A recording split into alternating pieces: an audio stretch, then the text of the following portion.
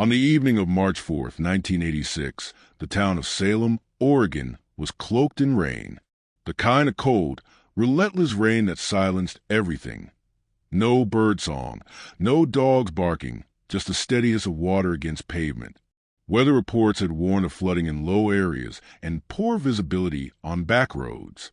But in the Harper home, the kitchen light was on, and Evelyn Harper was already pulling on her boots. She was 54 years old, a registered nurse at a rural medical center outside the city. Known for her calm demeanor and steady hands, Evelyn had worked the night shift for most of her career. She had no children, lived alone in a modest single-story house, and rarely deviated from routine. That night, the call came from the hospital shortly after 6 o'clock. A fellow nurse had called in sick unexpectedly, and Evelyn, dependable as ever, agreed to cover the shift. Her sister, Marjorie, later recalled standing at the kitchen window as Evelyn reversed out of the driveway, headlights catching the curtain of rain. Evelyn had waved once and disappeared into the storm. She never made it to the hospital. When Evelyn failed to clock in, the hospital staff assumed she had changed her mind or encountered flooding. But when she didn't call and didn't return home, concern turned to alarm. Her car was missing. Her phone, landline only, rang unanswered. By sunrise, Marjorie contacted the police. At first, it seemed possible Evelyn had slid off the road. There were reports of debris, washed-out shoulders, and fallen branches in rural areas outside Salem. A missing persons report was filed, and local deputies began searching the common routes she might have taken. But Evelyn was a cautious driver. She had lived in Oregon her whole life. She knew those roads. And when 2 days passed without any trace, worry turned to fear. It was on March 6th that her car was finally located. A county maintenance worker, clearing a back road near Mill Creek, noticed a glint of metal beneath the surface of a shallow bend in the water. The creek ran low and slow, barely more than a wide stream that curved around old farmland and scattered pines. When deputies arrived, they found Evelyn's sedan partially submerged in the water, resting at an angle against a muddy bank. The car had not crashed. There was no visible damage to the fender, no skid marks, and no sign of impact with guardrails or trees. The driver's side door was ajar. Inside the vehicle, Evelyn's nurse badge still hung from the rearview mirror. Her handbag rested on the passenger seat, damp but undisturbed. An umbrella lay unopened in the back seat. Her coat was missing. There were no signs of a struggle, no shattered glass, no blood, and no Evelyn. The area around the creek was searched for 2 full days. Divers combed the water, while cadaver dogs and volunteers searched the muddy banks and brush. But they found nothing. The road where the car was found, Red Bank Lane, was not on Evelyn's usual route to the hospital. In fact, it was nearly 10 miles in the opposite direction, a winding, poorly lit road mostly used by farm trucks and service vehicles. There were no homes nearby, no businesses, just trees, brush, and silence. Why had Evelyn gone that way? Investigators considered several theories. Had she taken a wrong turn in the rain? Possible, but unlikely. Evelyn had driven these roads for decades. Had she met someone? Planned a secret detour? Her family rejected the idea immediately. Evelyn wasn't dating. She had no history of romantic entanglements, no late-night phone calls, no signs of any private correspondence in her home. Then came the theories about someone following her. The road was narrow with steep shoulders. If another car had approached from behind, tailgating, it could have pressured her into pulling off. Or if someone had flagged her down. But again, no witnesses. No tire tracks distinct from hers. Nothing. Detectives did note one thing. The vehicle's ignition was turned off, meaning Evelyn had stopped, parked, and only then opened the door. That detail shifted the tone of the investigation. This was an accident. It was an interruption. Evelyn's co-workers were interviewed. Hospital staff described her as polite but private, always on time, always prepared. The kind of nurse who stayed late without complaint and never brought drama into the ward, except for one recent exception. 2 weeks before her disappearance, Evelyn had filed a workplace grievance, unusual for her. The complaint was vague, referencing unprofessional behavior and inappropriate conversation from a fellow hospital employee, name redacted in the official report. When questioned, hospital administrators described the incident as a misunderstanding and said it had been resolved internally. But Evelyn's sister remembered her mentioning something odd. She said someone made her feel uncomfortable, Marjorie recalled in a later interview. She didn't go into detail, just said that she wasn't used to that kind of attention, and that she hoped it would stop. The name was never mentioned. Meanwhile, police also looked into a former patient who had been discharged weeks earlier after a brief psychiatric evaluation. The man in his early 40s had asked about Evelyn several times after his release, once even calling the hospital to ask for her schedule. His home was visited. He denied any involvement, claimed he didn't know where she lived, and provided an alibi confirmed by his employer. So the case stalled.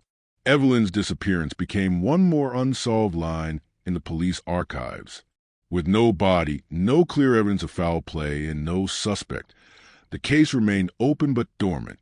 Every few years, a new detective would pick up the file, flip through the yellowing pages, and wonder. The car was impounded and stored for months before being returned to the family, later donated to a scrapyard.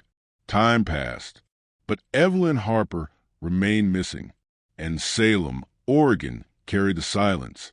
The years after Evelyn Harper's disappearance were marked by quiet persistence. Her sister, Marjorie, never stopped checking in with the Salem Police Department. On the anniversary of Evelyn's vanishing, she mailed letters to newspapers, asked for airtime on local radio, and submitted the case to every missing persons database that would take it. But the story never gained traction beyond Oregon. There were no fresh leads, no confirmed sightings, and no further evidence. By 1987, most believed Evelyn had been taken by someone, but by who and why remained a matter of speculation. The file remained open, but dusty. A few tips trickled in over the years, all dead ends. Someone thought they saw her in Idaho. Another said she might have faked her death to escape a relationship. None of it matched her personality or the facts. Evelyn had left everything behind. Her house, her job, her family, her identity. Nothing was touched. Her bank account never moved. No life insurance was claimed. Her belongings were boxed up and stored by Marjorie, who kept the house exactly as it was for nearly a decade. But no funeral was held. Marjorie refused. "I don't need closure," she told a reporter in 1995. "I need truth." And then, for a long time, nothing happened. Until 2021. In late spring of that year, a project to clean and expand the North Salem Reservoir, located about 20 miles southeast of Salem, brought in a team of contractors, engineers, and divers. It was part of a conservation effort to restore fish migration paths and remove long-submerged debris. For weeks, nothing remarkable surfaced. Pieces of fencing, tools, broken signage. Then, on a Tuesday morning in May, one diver surfaced, holding something small, a metal bracelet. At first, it looked ordinary, dulled by decades of water and sediment. But when cleaned and examined, a delicate engraving emerged along the inside band. E. Harper. Investigators from Marion County were called in. The bracelet was delivered to the Salem Police Department. It matched the description Marjorie had given in her original report, a narrow silver cuff Evelyn wore daily. It had been a birthday gift from their late mother. Its location, tangled in submerged tree roots in a narrow offshoot of the reservoir, reignited the question of Evelyn's final movements. The creek where her car had been found in 1986 fed directly into the reservoir's southern edge. It was possible, authorities believed, that the bracelet had been carried downstream over time, dislodged by erosion or flooding. But it was also possible it had been placed there. The bracelet's condition suggested otherwise. It hadn't been battered by a long journey through water. It was found stuck, not on the move. So why there? Why 35 years later? News of the find reached Marjorie, now in her late 70s. She was quiet when told, then asked only one thing. Is there anything else? That was the question everyone was asking. The bracelet, like the car before it, gave no clear answer, but it forced a review. Detective Laura Reese, part of the current cold case division, reopened the Harper file. She had been 10 years old in 1986. She remembered the rain, the missing posters, the way her mother had lowered her voice whenever Evelyn's name came up. Reese requested the original car, long since scrapped, but was able to locate the impound photos taken the day it was recovered. Most were grainy, standard issue black and whites. But one image, taken from the rear passenger angle, showed something odd, a faint outline on the back seat. At the time, it was dismissed as a water stain, but with digital enhancement, a new detail emerged. A partial sole print, a shoe, not Evelyn's. Archived hospital records from the mid-1980s confirmed she wore orthopedic clogs during shifts, flat, rubber-soled, standard nursing issue. The shoe print in the car was different, narrower, with a defined heel and a distinctive ridge pattern across the arch. A modern scan of the photo, combined with outsole pattern databases, narrowed it down to a men's work shoe sold in the early 1980s. The kind used by hospital technicians, custodial staff, or maintenance workers. And that opened a new door. Detective Reese dug into personnel records from the hospital where Evelyn worked. Most employees from that era were long retired or deceased, but one name appeared on both the employment ledger and the hospital's disciplinary file. Martin Keller, a supply technician who left the job in 1986, just 2 weeks after Evelyn's disappearance. Keller had been disciplined 3 times in his tenure for inappropriate comments to staff. One of the warnings had come exactly 1 day before Evelyn filed her own complaint. He'd been quietly let go, with no official report to law enforcement. In 1986, that had been the hospital's way of handling things internally. Detective Reese tracked him to a rural town outside Medford, Oregon. He was now 71 years old, retired, lived alone. When asked if he remembered Evelyn Harper, he didn't flinch. She was nice, he said, did her job, kept her head down. When shown a photo of the bracelet, he paused, then said something that would shift the course of the investigation. She used to play with it when she was thinking. I remember that. That detail, personal and specific, had never been shared publicly. Detective Reese kept her tone neutral. So you two spoke often? He shrugged. Here and there. I might have offered her a ride once or twice. I don't remember. But the truth was beginning to unfold. And behind that casual tone was something else. Something that, 35 years later, could no longer stay hidden. Detective Laura Reese left a small house outside Medford with more than she came for. Martin Keller hadn't confessed to anything, not directly, but his memory of the bracelet, his casual tone, and his carefully chosen vagueness told her more than he intended. She filed a request for further background on Keller's time at the hospital in 1986, but most records from that era were in hard copy and incomplete. However, a surviving logbook from the hospital's administrative office showed that Keller had been clocked in on the evening Evelyn disappeared. According to the logs, he was scheduled to work from 5 p.m. to 11:30 p.m., receiving and organizing deliveries of supplies, mostly medical linen, cleaning agents, and oxygen tanks. His post was in the basement level, near the back entrance used for deliveries. What drew attention was a handwritten correction in the logbook. Next to Keller's name, someone had scratched out the usual "be supply room" and written called out, "left 6:45." No initials, no explanation. That correction was made in pen, unlike the rest of the log, which was written in pencil. No one knew who wrote it. That detail led Reese back to Evelyn's route that night. She left home shortly after 6 p.m., headed toward the hospital, but never arrived. Keller, by his own record, would have been on duty at the hospital during that exact window, unless, of course, he had left early, as the logbook claimed. Reese also re-examined Evelyn's grievance report. It had been officially submitted anonymously, but the language and phrasing matched Evelyn's writing, according to a handwriting analyst. The report described a staff member who made personal comments about her clothing and home life and waited for her in the staff parking lot without reason. It ended with a line that struck Reese cold. He said one night he could give me a ride. I never asked for one. This hadn't been a flirtation. It had been a boundary crossed.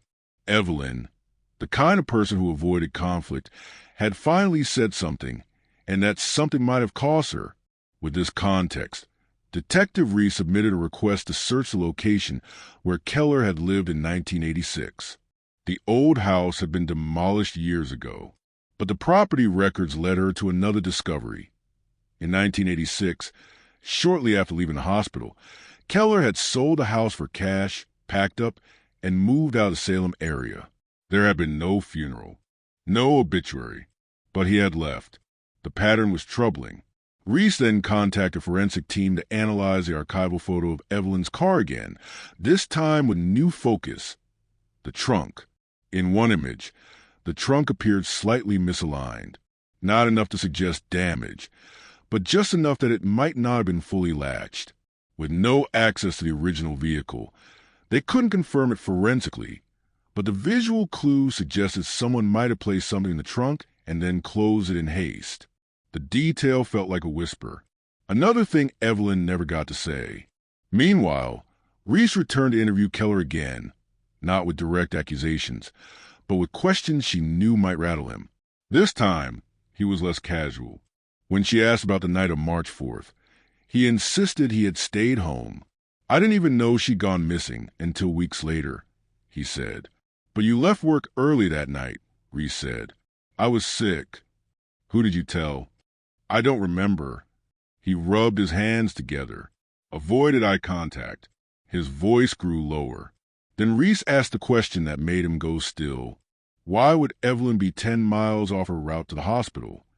He said nothing. Did she meet someone that night? Someone she thought she could trust. Still nothing. Did you follow her? Then a flicker. Not fear, but recognition. He looked down. I never meant for anything bad to happen, he said quietly. Those words weren't a confession, not legally. But emotionally, they broke the silence. Reese pressed gently. Did you see her that night? He nodded once. She was upset. I just wanted to talk. We pulled off the road. It was raining too hard. Red Bank Lane. Another nod.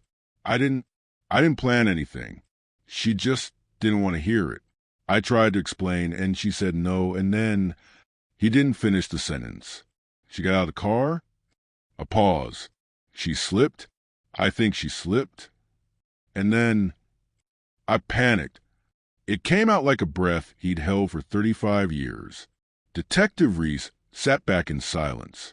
Did you move her car? Another pause. Yes. Did you see where she went?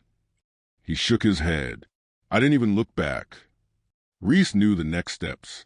The statement was not a formal confession, but it was enough to reopen the case as suspicious death, possibly involuntary manslaughter, depending on the district attorney's interpretation. There was one more place to search. The stretch of creek where Evelyn's car was found. A new team of investigators, equipped with sonar and thermal imaging, scanned the area again. This time, they focused on a deeper, murkier bend that had been inaccessible in the 1980s due to undergrowth and unstable footing. Divers entered the water in late autumn 2021, just as the rains returned. They didn't find human remains, but wedged deep under layers of silt and debris, they uncovered a flat metal object, a nurse's ID badge, still partially legible. E. Harper, the same badge Evelyn's family had always believed was in her car, but which had never actually been logged or photographed at the scene. It had been missing all along, and now it was back. The nurse's ID badge, dull, cracked, but unmistakably Evelyn's, marked a turning point. After 35 years of stagnant reports, rehashed theories, and unanswered questions, something physical had returned from the water. It was found lodged in the silt beneath a collapsed log, barely visible under sonar, until one diver reached into the shadow curve of the creek and felt the cold metal edge. When investigators examined the badge under lab lighting, they confirmed what Evelyn's sister had always known. It was the original. The plastic coating had peeled slightly, but the lettering was legible. Her name, her title, the faded hospital logo. It was a piece of her life that had drifted or been placed outside the narrative, misfiled in memory, forgotten by the reports, and now recovered.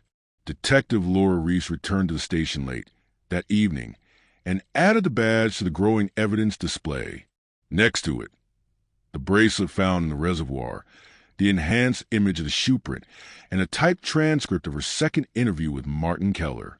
Still, it wasn't enough for a formal prosecution. There were no eyewitnesses, no direct forensic link, no remains, but there was a confession, not to a crime in legal terms, but to presence. Keller had admitted to meeting Evelyn that night. He admitted they argued. He admitted she exited the car in the rain, and that he had driven the vehicle off the road into the creek in a panic. When asked what happened to Evelyn after she stepped out, he only shook his head. She fell. I didn't know what to do. According to Oregon law, his statement, given voluntarily, recorded with legal counsel present, could be grounds for classification as involuntary manslaughter. But without a body or clear evidence of fatal injury, a case might not hold in court. Still, the DA's office reclassified the Harper case in 2022 from missing person to resolved homicide, involuntary. It wasn't the closure Marjorie had once imagined, but it was a conclusion. She was present at the press conference that announced the update, wearing a gray coat and holding a small framed photo of Evelyn. She stood beside Detective Reese as reporters asked their questions. Reese answered each one with the same steady tone Evelyn had once been known for in the ER. This was never about blame. It was about recognition, she said. Evelyn Harper didn't vanish. She was failed by silence, by fear, and by time. But she's heard now. After the conference, Marjorie returned to the home she'd kept all these years. Evelyn's books were still on the shelves. Her coffee mug still sat by the kitchen sink. It wasn't a shrine, just a house waiting for resolution. Now, at last, she could breathe inside it again. A few weeks later, she visited Red Bank Lane for the first time since 1986. The trees were taller, the water calmer, but the air still carried that sense of distance, the way that all those years ago, when Evelyn's car was found with its door ajar, its headlights off, and its driver gone. She placed a single wildflower near the bend and stood there for a long time. No words, just the sound of the creek. Back at the station, Reese continued to review archive cases, each one stamped with years in silence. Not all would find a resolution.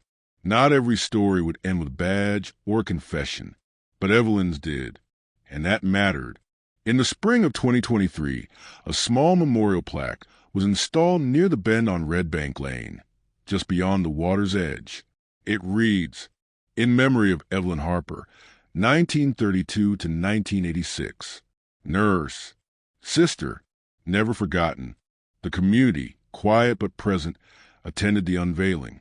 A few of Evelyn's former colleagues, now in their 70s, stood in the back row, heads bowed. One of them brought an old photo of the night shift team. Evelyn was in the center, arms crossed, smiling slightly at the camera. A local artist volunteered to create a simple sculpture beside the plaque, a narrow silver cuff, shaped like a bracelet, curled open to the sky. It doesn't explain everything, but it keeps her present. Detective Reese keeps a copy of the plaque's inscription in her office, and every March 4th, she drives past Red Bank Lane before her shift begins.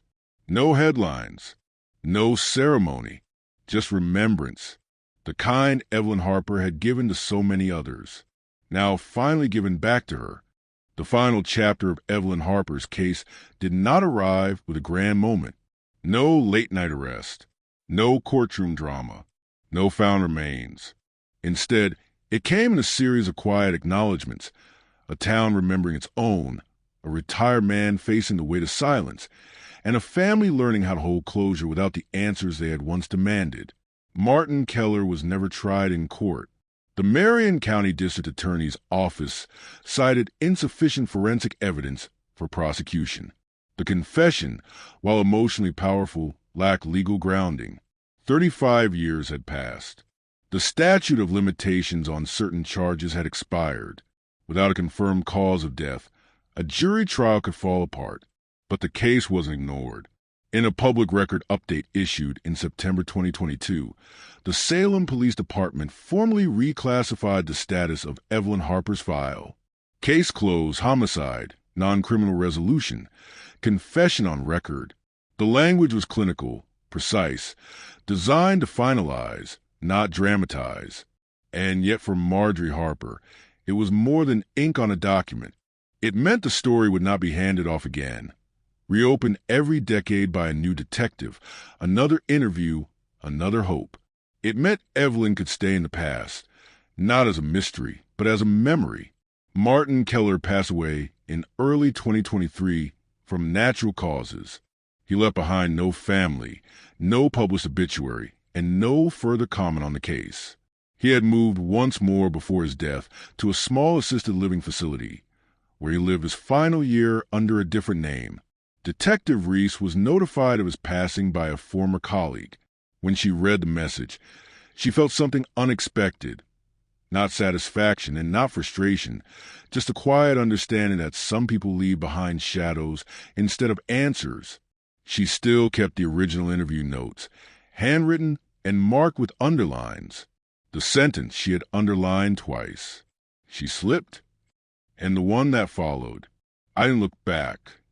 Reese would go on to investigate 3 more cold cases in her division before transferring to a state-level task force on historical disappearances. She often cited the Harper case as a turning point, a reminder of how even forgotten evidence can resurface in time if someone is willing to listen again. In the year after Evelyn's badge was recovered from the creek, Marjorie donated several of her sister's belongings to the Salem Historical Society. Among them, her nurse's coat, the training certificate from 1960, and a diary Evelyn had kept in her early 20s, full of patient notes, recipes, and quotes scribbled in the margins. The museum created a modest display, tucked between exhibits on Oregon's rural medical history. Children on field trips passed it daily, their eyes catching the silver bracelet under glass. Beside a simple photo, Evelyn standing outside her first clinic, the raincoat in her arms, smiling towards someone just out of frame. In 2024, the North Sandium Reservoir marked its full reopening after the restoration project. A small brass sign was installed near the dock where the bracelet had surfaced, in memory of Evelyn Harper. Discovered here, remembered everywhere. Visitors walked past it unaware, some pausing to look at the water, others moving on without a glance. But the story was there now, in the records, in the creek, in the trees that had grown tall around the bend where a nurse's car once rested with its door open to the rain. No longer just a missing person. Evelyn Harper had come home, not in the way her family once prayed for, not whole, not visible, but known.